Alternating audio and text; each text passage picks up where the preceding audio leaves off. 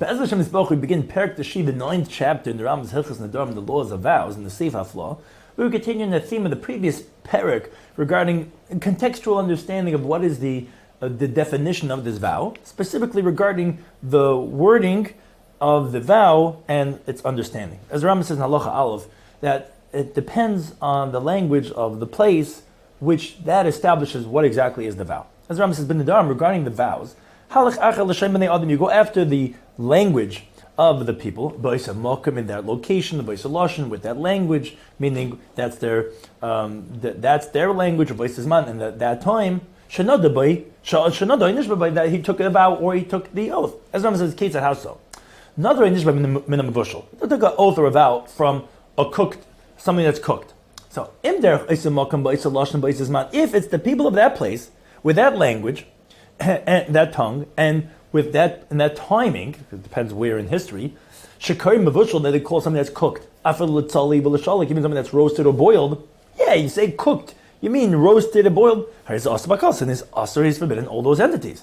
Now, the main dark and liquors mevushel, but that's when they say something cooked. They mean el labasar shenis basar b'mayim etval, means meat that's specifically cooked in water with spices. How people normally, when they say cook, then that's not including roasting, that's not including boiled, because they generally have a different terminology.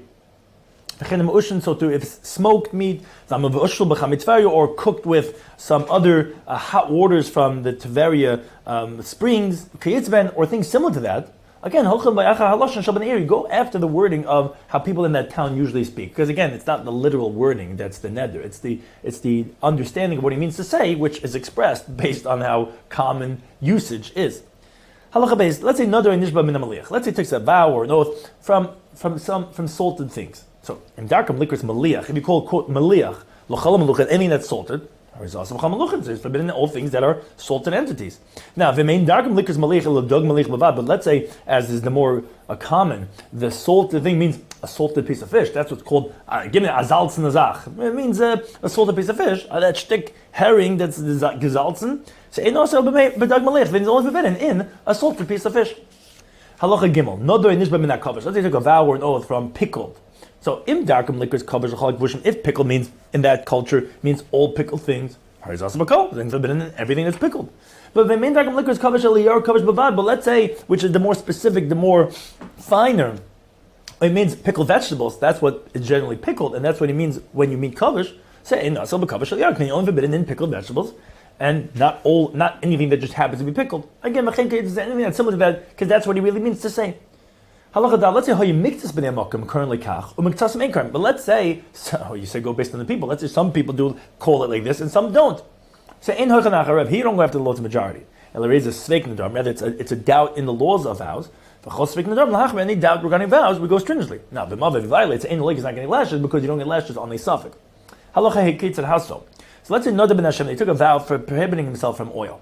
Now the makom shemestapkim b'shem zayis b'shem shemshim. It's in the culture where they use both olive oil and sesame oil. Now, most of the people of that city, of that place, when they say oil, they mean olive oil. Now, and they call the sesame seed oil sesame oil. But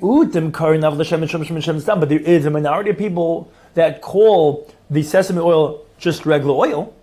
Because of the doubt when he says oil, which one that means. If he's from that people, those people, so he's forbidden in both. But he's not going to get lashes if he consumes the sesame oil. Again, with anything that's similar to this category that we're describing. Now, another way of testing what he meant depends on how you tell someone else what it is that you want. So, any place where if you said to someone what you want, and that agent, the person that you sent, will consult and ask you on that point. So that's included in the species that you said unspecified to your agent. So if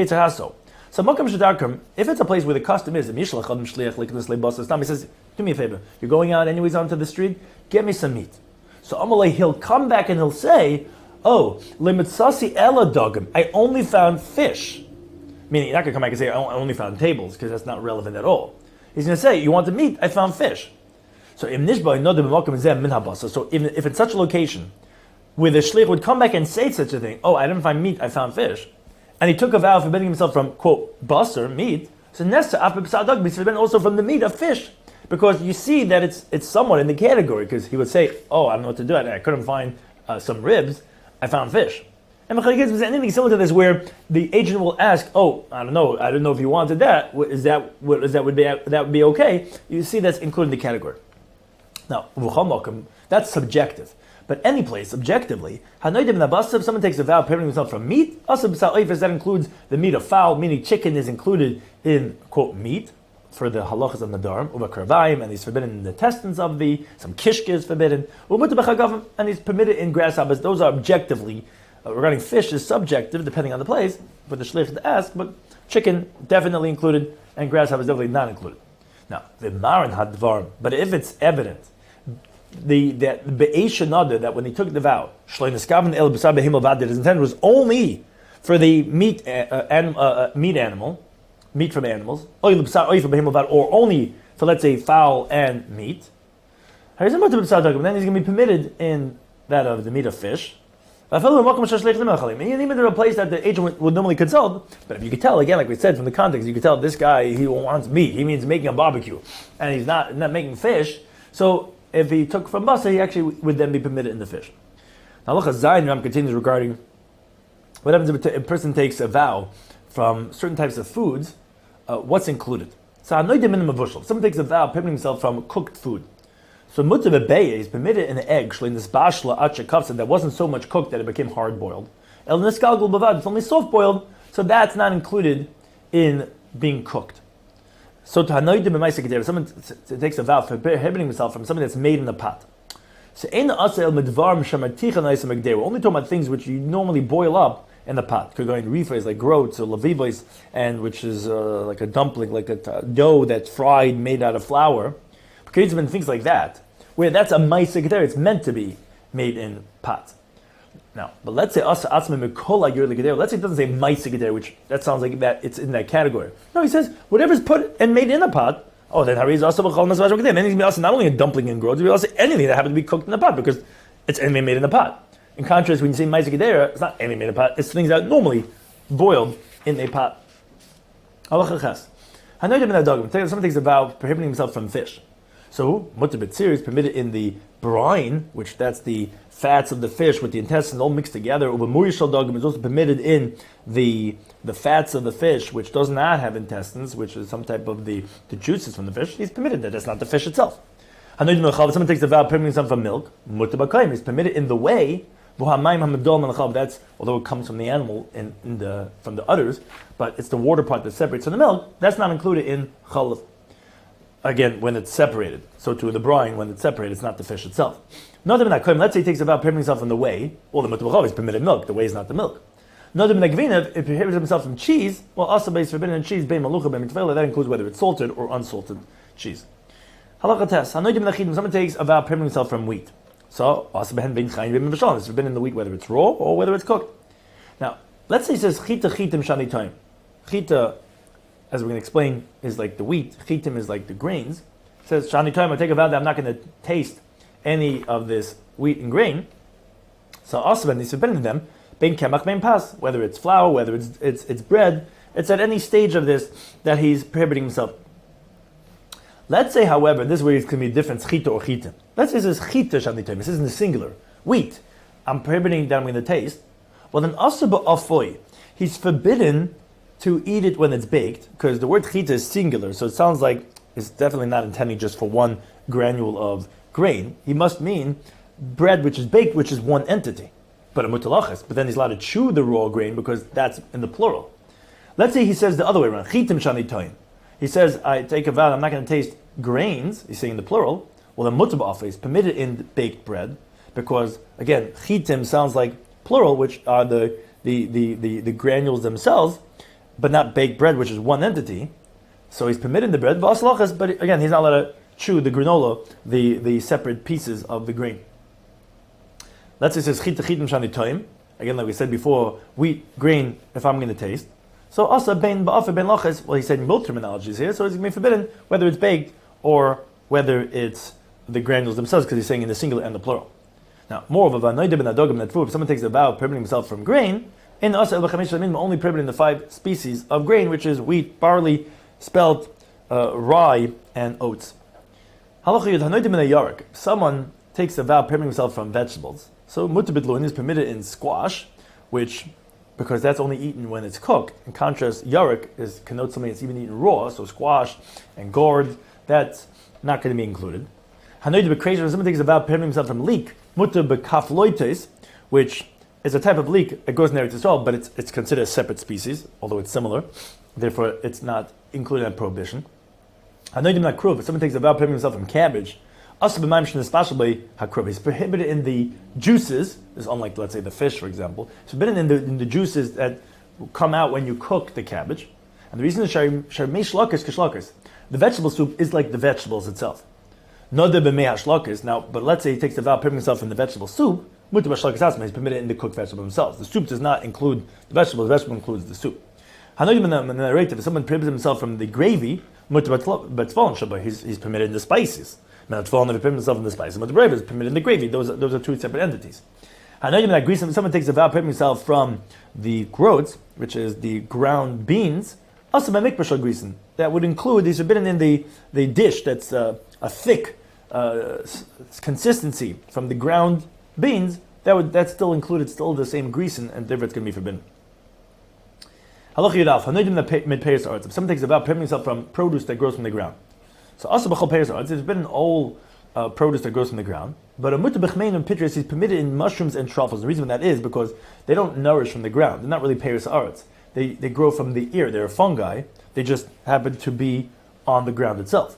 Now, but let's say he says kol giduli karkalai, all things that grow from the ground are forbidden on me. Well, then also then he's forbidden even the mushrooms and truffles, because although you're right, they don't nourish from the ground. Not considered peiros haaretz, but they grow on the ground, and therefore it's included in his neder that he took of kol giduli karkalai.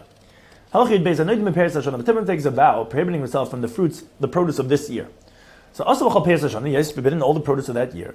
But a mutter is permitted b'gdoyim with the new kid goats, with lime and the lambs, with v'cholov and the milk, with beitzim and the eggs, with gazols and the new birds, because although they're toilodas from that year, they're not called peiros. Now, if a moment, let's say it says kol gedulei shana olai, all growths of this year are forbidden. Well, then also become it's forbidden all those, whether it be animals or plants or whatever it is, it's any new growths. Hanoidim appears like kayitz. If someone takes a vow prohibiting himself in the produce of kayitz, ain't asel b'taim is only forbidden in figs, which are cut by hand. In contrast, let's say grapes, which are cut with a knife. And the terminology kayitz is something that's cut by hand, and therefore that would include specifically the figs.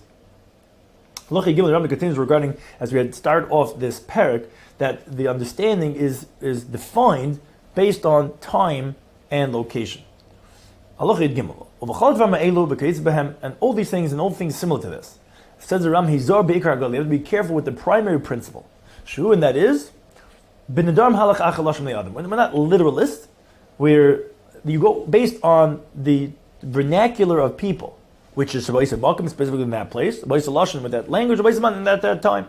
And based on this principle, you should rule and you should say, this, the one that took the vow, is forbidden in this thing. Is permitted in this thing. Again, it goes based, depending, it's case specific, and also it depends on what his intention is, which goes based on time, location, and language.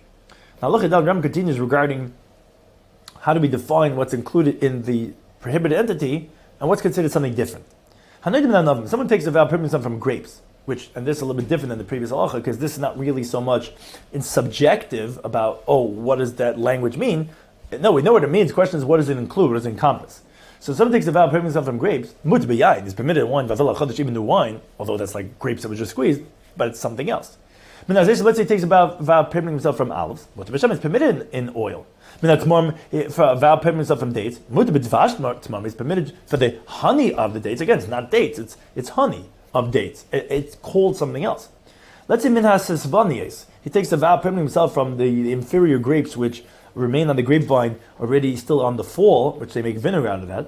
He's permitted in the vinegar from these fall grapes. If he takes a vow prohibiting himself from wine, he's permitted in apple cider vinegar, where generally wine means wine from grapes. Min Hashemen, permitting himself from oil. He's permitted in the oil of sesame seeds.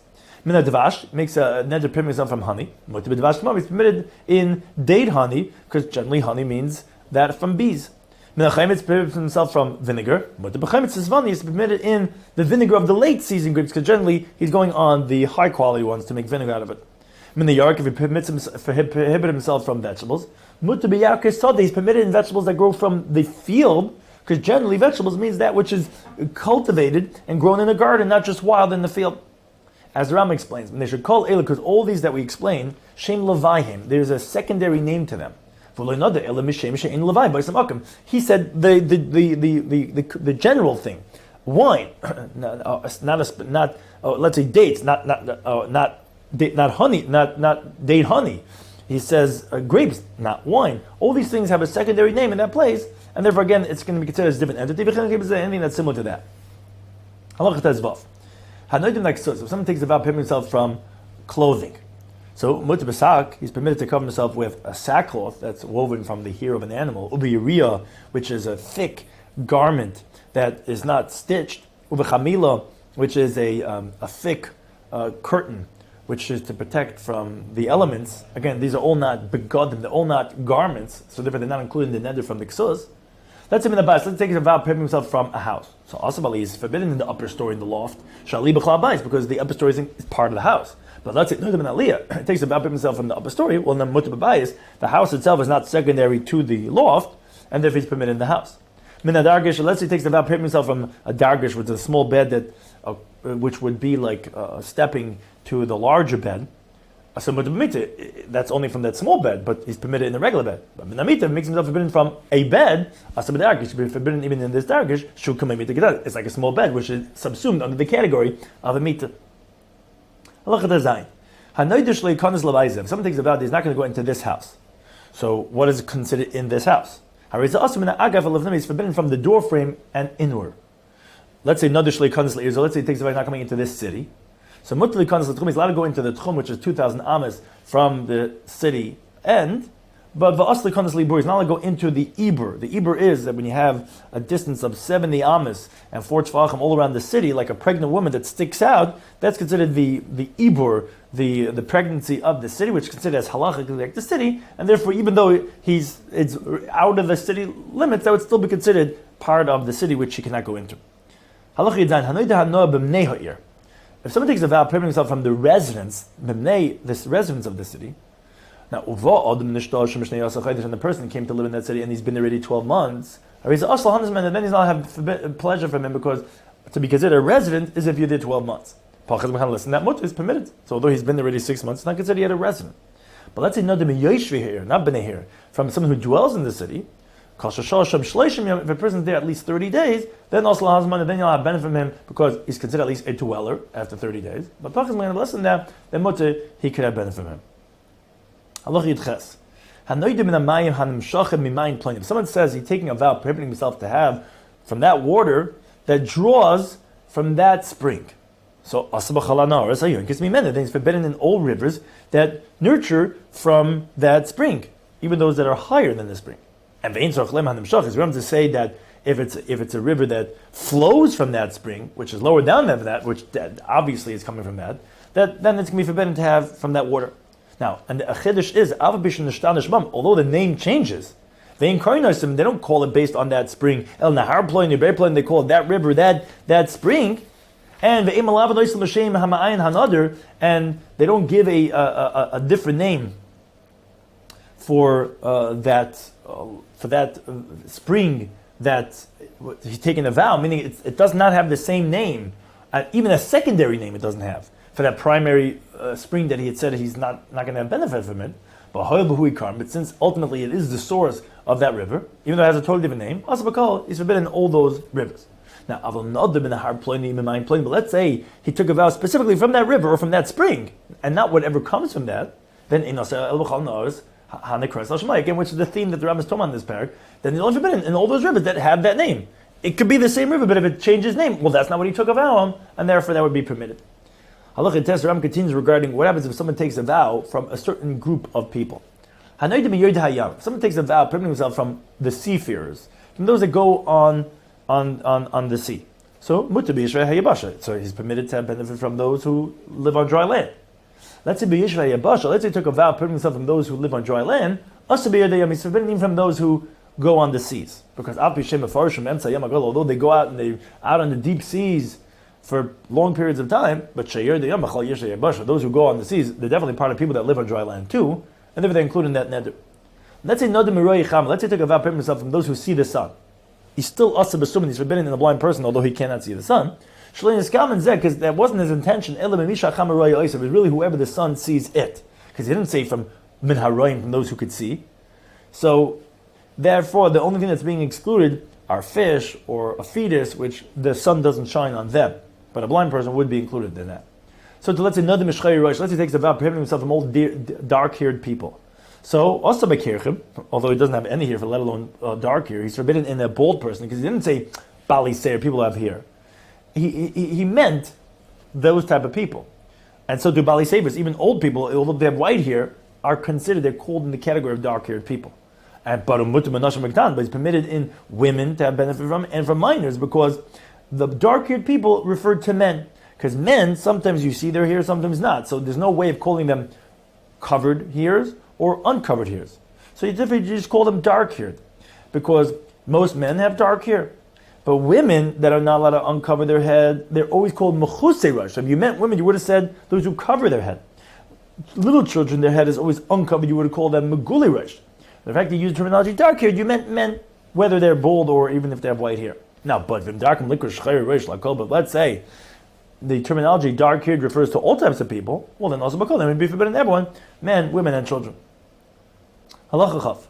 Not the Meshav say Shabbos. Let's say someone took a vow prohibiting himself from having benefit from those who keep Shabbos. Well, Asabi so but Kutim is forbidden in Israel, and the Kutim, which the Kuthins were a group that were brought by the Assyrian king when they conquered the 10 tribes and chased them out and brought in these people from Kusi, that they also converted, questionable regarding their conversion, but they kept Shabbos, so he would be forbidden to have benefit from them too.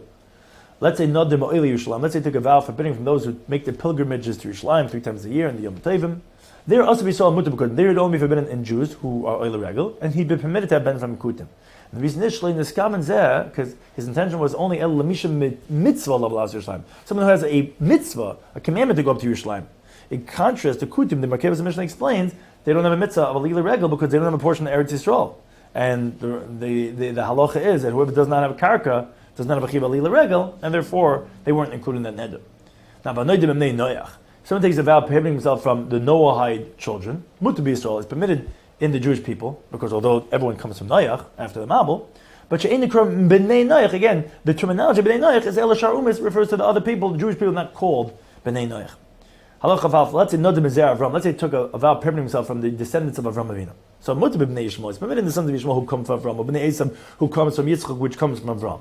And ve'ein asal b'so, when he says the descendants of Avram, of Abraham, it means only the Jewish people that are forbidden. Hashem says in the pasuk, and Bereshis ki v'Yitzchak yikar l'cha zara. Hashem says that because through Yitzchak you will have descendants. So we see that the zera of Avram is called Yitzchak, not Yishmael. And Yitzchak come Yaakov, and Yitzchak said to Yaakov, v'yid l'cha as birkas Avram, that you're going to get the blessing of Avram, which went to Yitzchak and then went to Yaakov, and therefore the zera of Avram only includes the Bnei Yisrael. Halacha beis. Not even our elim. Someone took a vow prohibiting himself to have benefit from those who are uncircumcised. So, and like we see in all these cases, the element of chiddush in all these things. Also, it's actually forbidden to have benefit from Gentiles that are circumcised, although he said arelim. It's actually permitted to have benefit from an uncircumcised Jew. So do the opposite. Not them in the Muslim. Let's say took a vow prohibiting himself from those who are circumcised. Also, Yisrael is forbidden to have benefit from an uncircumcised Jew. He's permitted to have benefit from a circumcised Gentile. Why? Because the terminology, the title of Arla is only for the Gentiles. Like it says in the pasuk in Yirmiyah, because all the Gentiles are arelim, are uncircumcised. And when he says circumcised, he meant for that who is commanded a milah. But not for the who is not commanded, and therefore a Gentile who was mal is not included in his neder, prohibiting himself from someone that was circumcised. Halacha of Gimel. So if someone takes a vow prohibiting himself from a Jewish person, also begin that includes converts that are considered from the Jewish people. But let's say he takes a vow prohibiting himself from converts, well then he'd be permitted in the Jew because they're not included in Ger. So if someone takes a vow prohibiting himself from a Yisrael, It's not only from what we call Kohen Levi Yisrael. Also, by Kohen Levim, that includes all the Jewish people, including Kohen Levim. But let's say in the Kohen Levim, let's say it takes about permission from Kohen Levim, well, the mutter b'soy be permitted in a non-Kohen Levi, which we call Yisrael. Hanunim Mekanim, something takes about permission from Kohanim, but Levim is permitted Levim. Malavim, but Mekan, those are two different entities. Hanoidim Ibad, if someone thinks about prohibiting himself from his sons, well, mutter b'mnei if he's permitted in his sons, his grandchildren. And regarding all these halachas and those which are similar to them, the halacha of taking a vow and taking an oath are all the same in all these categories that we described.